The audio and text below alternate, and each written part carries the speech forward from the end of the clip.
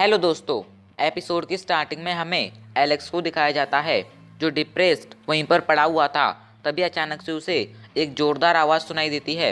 Alex तुरंत उठकर उस आवाज़ की डायरेक्शन में जाता है तो वो देखता है वहाँ पर फैंगेन, जिया और यूनशैन की डेड बॉडी पड़ी हुई है। तभी वहाँ पर मिस्टर डिटेक्टिव आ जाते हैं एंड एलेक्स कुछ समझ पाता उससे पहले ही मिस्टर डिटेक्टिव ड्रैगन स्वॉर्ड से एलेक्स पर अटैक कर देते हैं।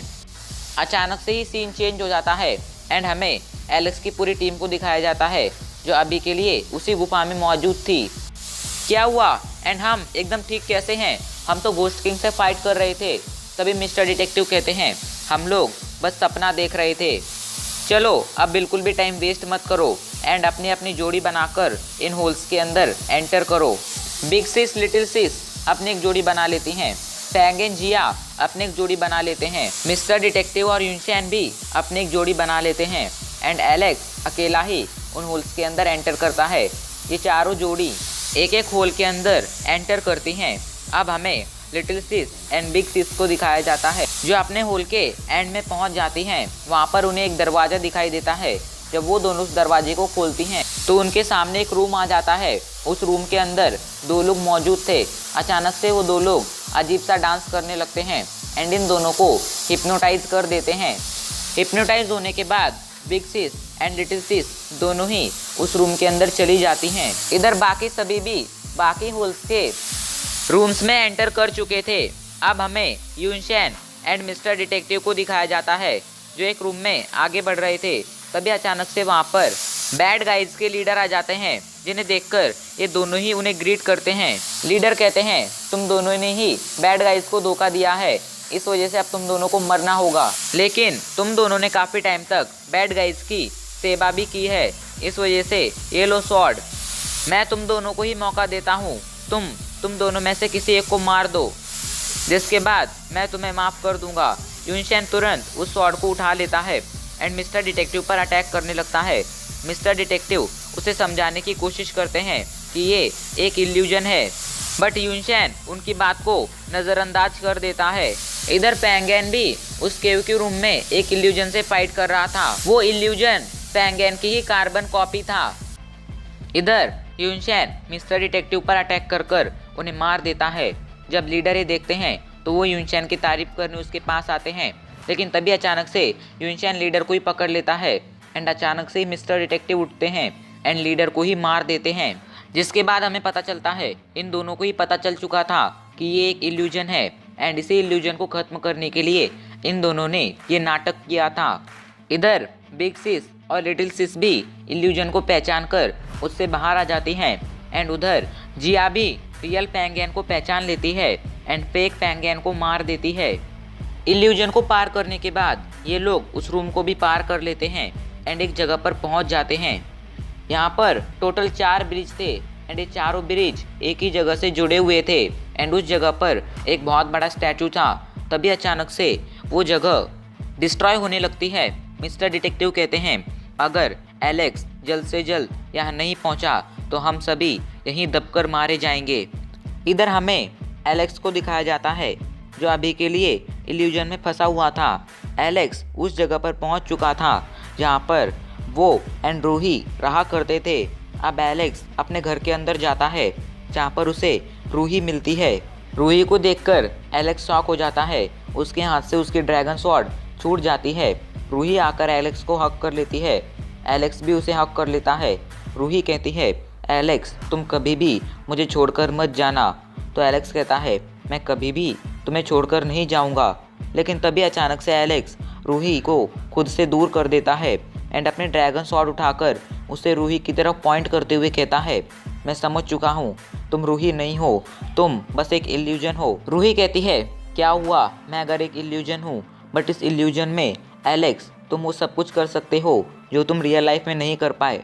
मैं यहाँ पर तुम्हें सेटिस्फाई कर सकती हूँ, तुम मुझे यहाँ पर टच कर सकते हो, मुझसे बात कर सकते हो, अपने मन की बात मुझसे कह सकते हो। यहाँ पर मैं तुम्हारी वुमेन हूँ एंड तुम मेरे साथ कुछ भी कर सकते हो। तो अब मुझे प्रॉमिस करो कि तुम मुझे छोड़कर यहाँ से नहीं जाओगे। एलेक्स कहता है ठीक है, मैं तुम्हें प्रॉमिस करता हूँ। अचानक से सीन शिफ्ट हो जाता है एंड हमें उस जगह का सीन दिखाया जाए जो डिस्ट्रॉय हो रही थी। लेकिन तभी अचानक से उस जगह का 4th दरवाज़ा खुलता है एंड उस जगह पर एलेक्स की एंट्री होती है। एलेक्स के वहाँ आते ही उस जगह का डिस्ट्रॉय होना बंद हो जाता है। ये सभी लोग अब उस स्टैचू के पास आ जाते हैं, जिससे अचानक से ही वो स्टैचू टूटने लगता है एंड उस स्टैचू के अंदर से एक बॉक्स बाहर आता है एंड वो बॉक्स सीधा एलेक्स के पास जाकर गिरता है। जब एलेक्स उस बॉक्स को खोलता है तो उसके अंदर उसे बुद्धा क्लोथ मिलता है, जिसे देखकर मिस्टर डिटेक्टिव कहते हैं ये बुद्धा क्लोथ है जो गाया टेम्पल का एक ट्रेजर है एंड ये लॉन्गेन ट्रेजर से कनेक्टेड है, रिलेटेड है। एलेक्स कहता है तुम इसके बारे में और क्या पता है? तो मिस्टर डिटेक्टिव कहते हैं एलेक्स वो मैं तुम्हें बाद में बताऊंगा, पहले चलो हमें यहाँ से बाहर निकालना चाहिए बिकॉज मुझे लगता है हमारा यहाँ पर ज़्यादा देर रुकना हमारे लिए अच्छा नहीं होगा। ये बात सुनकर अचानक से एलेक्स बुद्धा क्लोथ को लहराता है।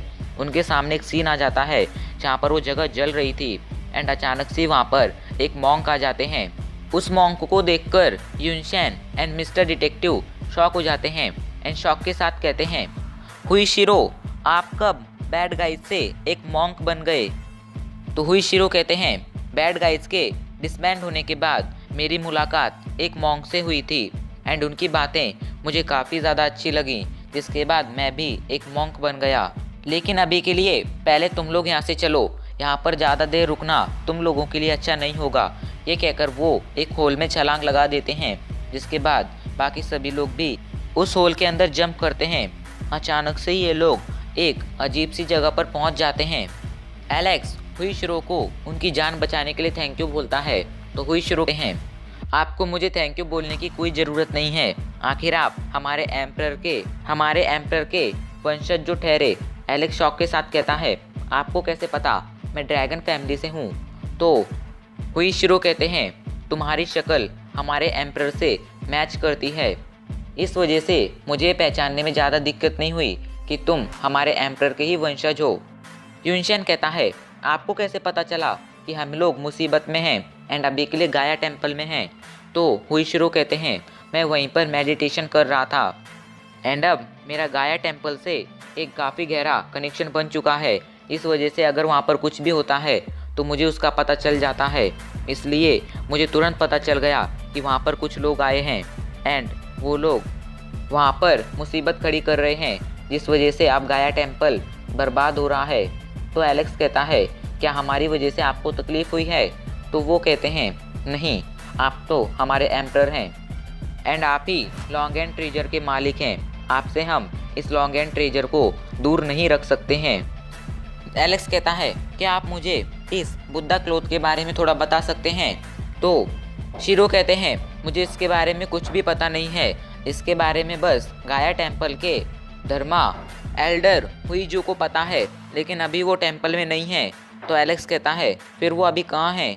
तो शिरो कहते हैं अभी के लिए वो 2 जगहों में से किसी एक जगह पर हो सकते हैं। पहली जगह है जुआनवू माउंटेन एंड दूसरी जगह है फैंग जियानफू। आपको वो इन दोनों में से किसी एक जगह पर मिलेंगे। तो एलेक्स कहता है ठीक है, हम लोग जल्दी ही इन जगहों के लिए रवाना हो जाएंगे। तभी अचानक से शीरो की नज़र जिया पर पड़ती है एंड वो कहते हैं लड़की तुम्हारा kung fu Qing Lian sword song है, तुम इसी कुंफू की प्रैक्टिस करती हो राइट? तो जिया कहती है हाँ मैं इसी कुंफू की प्रैक्टिस करती हूँ। तभी युनशेन कहता है आप इसे नहीं पहचान पाए, ये हमारे यांग सूजी की डिसाइपल और लाओ यू की बेटी है। युनशेन की बात सुनकर शीरो कहते हैं अच्छा तो ये बात है। शीरो अब एक बुक निकालते हैं एंड उसे जिया को देते हुए कहते हैं लड़की अब तुम प्रैक्टिस करते वक्त इस बुक को फॉलो करना, ये बुक तुम्हें इम्प्रूव करने में काफ़ी हेल्प करेगी। इसे वुई जिन ने लिखा है, इसमें पूरा Qing Lian sword song kung fu है एंड ये तुम्हारी ही अमानत है, इसे संभाल कर रखना। ये कहकर अचानक से शीरो वहाँ से गायब हो जाते हैं। अब फैंगन कहता है एलेक्स मैं जिया बिग सिस और लिटिल सिस के साथ जुआनवू माउंटेन पर जाऊंगा एंड तुम बाकी सभी के साथ फैंग जियान फू में जाना, हम आज से आधे महीने बाद ज़ैंगज़ाओ सिटी में मिलेंगे। तो एलेक्स कहता है ठीक है। अब सीन शिफ्ट हो जाता है एंड हमें फैंगन के ग्रुप को दिखाया जाता है जो आगे बढ़ रहे थे। तभी अचानक से उन्हें रास्ते में एक घायल आदमी मिलता है। इधर एलेक्स का ग्रुप एक जगह पर रुका हुआ था। वो अगले 2 दिनों में फेंग जियानफू में पहुंचने वाले थे। एलेक्स कुछ सोच रहा था, तभी अचानक से युनशेन कहता है, एलेक्स उस दिन उस चौथे बाहर आने में तुम्हें इतना टाइम क्यों लगा? आखिर उसके अंदर हुआ क्या था? युनशेन की बात सुनकर एलेक्स को याद आने लगता है कि उस दिन क्या हुआ था। एंड हमें पता चलता है उस दिन एलेक्स ने रूजी से प्रॉमिस किया था कि मैं तुम्हें ज़रूर बचाऊंगा।